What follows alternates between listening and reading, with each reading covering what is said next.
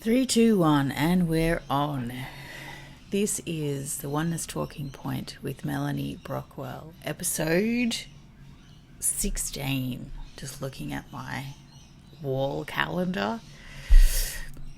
And the topic is illusion. With an I. Illusion. I'm thinking specifically about that story. That what it looks like is going on is an illusion. And if we could reveal the truth behind that veil of illusion, then we would be able to see what's really going on. And as always, if that's the story that makes sense to you, then that's the truth, and there's no one arguing with your sensibilities. From the oneness perspective that makes sense to me,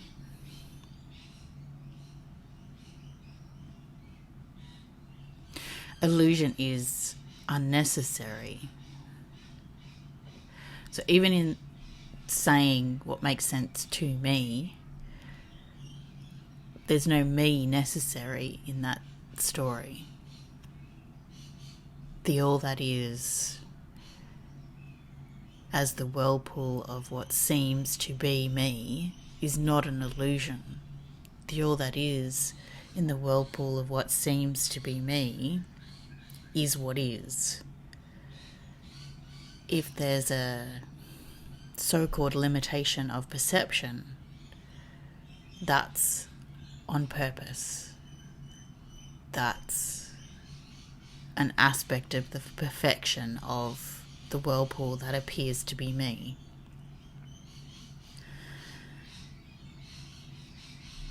And I guess the ocean is the closest thing that I can come to with some kind of analogy of how that works.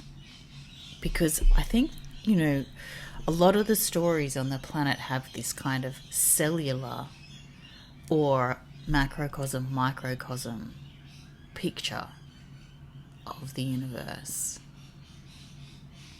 where the further out you get spiritually into the divine, the less form it has, the less identity it has, and then you come through these layers of mediation until you get to the physical. So in oneness, there's no such thing. We understand that the seemingness of what we have divided into physical and non-physical is just a category of, the necessity of perception of the wave that seems to be something other than all that is. So even within physics, the division between physical and non-physical is arbitrary. It's something that exists because of space-time, time-space. It's not an actuality. So the physicality of something, the cellular, molecular physicality of something, only exists because of a time-space perceptual necessity. It can't be said to exist in and of itself beyond that necessity. But if we come back to that, so-called spiritual explanation of the cellularness, where the self is a self and it has aspects and connections and layers and dimensions, and all of those things are real in the spiritual story. In the oneness story, all of those things are simply a necessity of the perception of all that is, having an experience that seems to be an identity. none of those things actually exist. So you're not kind of coming down from a divine point into a self-identity and then back out again. There's no separateness. There's no boundary. In oneness, you can see, recognize that flow, that torus, is all that is. And if it seems to be coming to a point, and it seems to have a body, and it seems to have an identity, and it seems to have a boundary, then that's what it needs to do. It needs to seem that way. So there's no sense of illusion in that. There's no sense that you're being duped. There's no sense that there's something else to perceive. The perception that you're having in the oneness experience is on purpose. And everybody else's, even though there's not an everybody else, in the perception of having everybody else, all of their perceptions and rules and realities that make sense to them are also just all that is having that experience, for want of a better word. So this cellularness looks at the world and says there are small compartments. So whether they actually be cells or people. And so, there's a version of the story that sees people as these cells, or their beliefs as these cells. And if you put them all together next to each other, you form the whole, and you could see the spectrum. Or if you added them all together, you would make the whole, and you would see the divine. Or if you could, somehow arrange them into a pattern and see them from a particular perspective, then it would make sense to you and you would understand all that is. In oneness, there are no cells. There's no boundary around that identity. It's more like the ocean. Although we like to think of the ocean as a collection of drops, there's no drops in the ocean. It's just the ocean. And if, there's rain or you take a cup out, it's still the ocean. There's nothing cellular about it.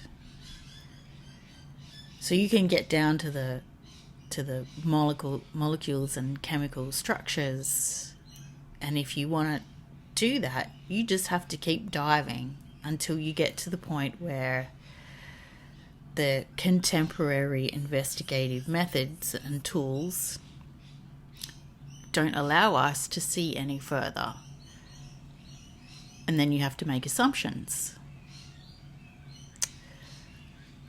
But just on that very notional level, the ocean isn't a collection of drops. There aren't separate bounded circles of water that stay themselves, that remain themselves, that have an outside, that all kind of rustle up against one another. There's no separateness. It's fluid. It's whole. Up in the sky as rain, inside the tree, as us. The ocean is fluid and whole. Back to itself. There's no separate parts running around, like this drop or this circle went to Tibet, And then it did that, got frozen, went down the glacier, became part of someone's tea, got taken on a plane, peed in San Francisco, back into the ocean, up in the rain, collected in a desert. Like there's no one circle of water that can be traced. The ocean is not a collection of drops. It's the wholeness. And it can have a cup removed from its body, the body of water, and put somewhere else. But it's not singular drops. I'm not sure if this is coming across in the way that it's going to make sense, but it's a cup of water of the ocean, and then it gets absorbed and reintroduced as liquid again in some other, like, no matter what form it's in. So whether it's tied up in a tree, or it's within our flesh, the thing that we think is flesh, it's still the ocean. It's still not separate little drops or circles of water. And there's no illusion to kind of put all those drops together and see through into the wholeness of it, into the divinity and sacredness of it, into the truth of it, into a place where there is no suffering. I think there's no sense that you're getting it wrong when you're having that experience. Whether it's the desire to see through the illusion, or actually seeing through the illusion, or any other story that involves the concept of illusion. I'm not saying that that's wrong. I'm saying that in the oneness experience, it's unnecessary. So there are other experiences being had by all that is, where it is necessary. And from the oneness experience, the value of those things is accepted, intrinsically. There's no sense of correction required. There's no sense of re-education or higher or lower understanding. If that is the experience of all that is, then that's what is. Full stop. There's no end of the sentence. Very often we come across knowledge that promotes the end of a sentence. If this, then that. And often that if this, then that story includes some kind of benefit or betterment. And from my own comprehension, there's no betterment in oneness. There is what is, the necessity of what is, the meaningfulness of what is, the purpose of what is, the allowing of what is, the awareness of what is, the beauty of what is, the pain and suffering of what is.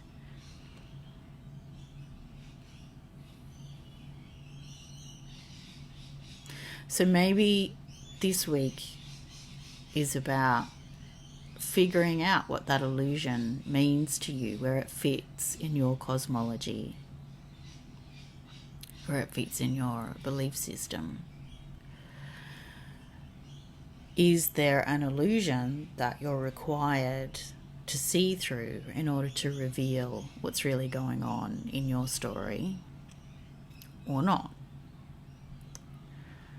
Are you having the oneness experience that accepts illusion is unnecessary? That even, truth is this kind of unknown thing. And we accept that. We accept that it can exist for other people. For all that is having the experience of being what we call other people. And even, for ourselves, like if there was a point in the so-called before now when we carried that idea around, that illusion is something we need to see through when we have the wisdom to do so.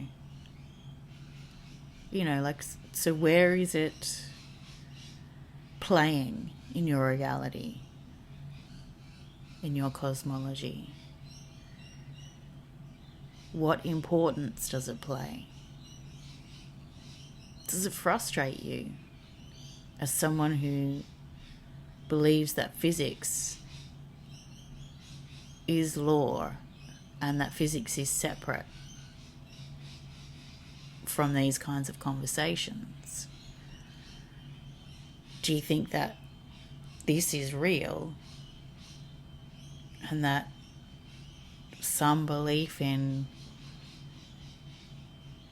interventionist energetics is fantasy? Some belief in origin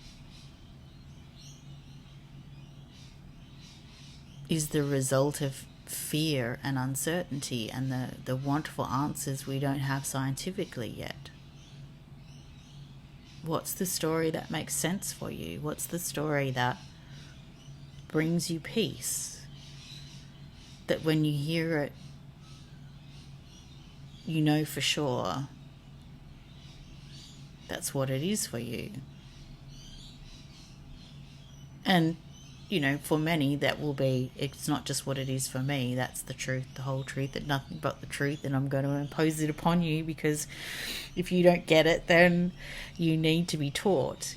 For many people, that's how they know what their truth is, because they come to that point of frustration that, why can't people see this? I'm going to teach them. I'm going to put this out there and make them understand. Because they're living under an illusion if they don't. See how you go. Let's just make this a short one. See how you go with illusion, and just let me know. Let me know what happens when you have this cosmic conversation, when you have this mental argument, or mental filing. For some people, they have a concept of mentality, and there are files of information, whether it's in memory or Akashic record or somewhere else. Where do you go to have this conversation, to find the information that's relevant for you around illusion?